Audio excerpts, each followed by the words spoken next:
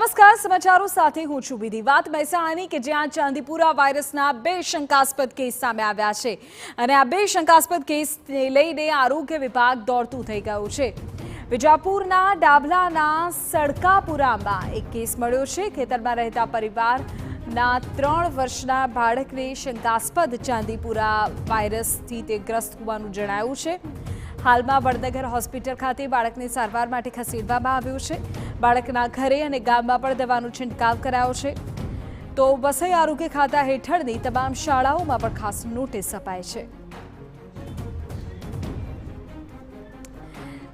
તો આ મહેસાણાથી સમાચાર મળી રહ્યા છે કે જ્યાં ચાંદીપુરા વાયરસના શંકાસ્પદ કેસ સામે આવતા હવે આરોગ્ય વિભાગ દોડતું થયું છે। જાણકારી મળી રહી છે વિજાપુરથી કે જ્યાં એક કેસ શંકાસ્પદ હોવાની માહિતી અત્યારે છે।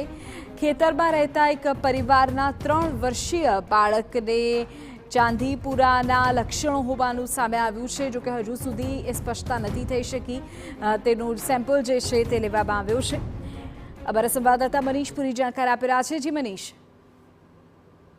મહેસાણા જિલ્લામાં 2 શંકાસ્પદ કેસ નોંધાયા હતા ચાંદીપુરાના, જેમાંથી એક બાળકનું 1 વર્ષીય બાળકનું અમદાવાદ સારવાર દરમિયાન મોત થયું છે। ત્યારે સમગ્ર ઘટનાને પગલે કે જ્યારે શંકાસ્પદ કેસ જણાઈ રહ્યો છે એનો સેમ્પલ આપી દેવામાં આવ્યા છે।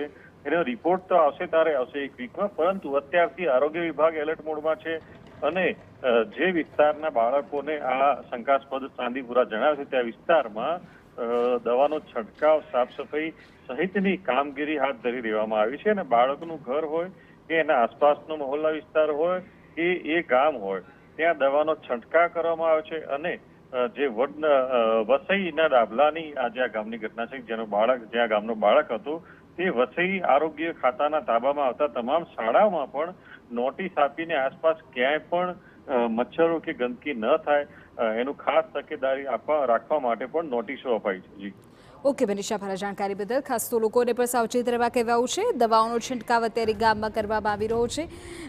જે ઘરમાં બાળક રહેતું હતું ત્યાં પણ દવાનો છંટકાવ અત્યારે કરાયો છે।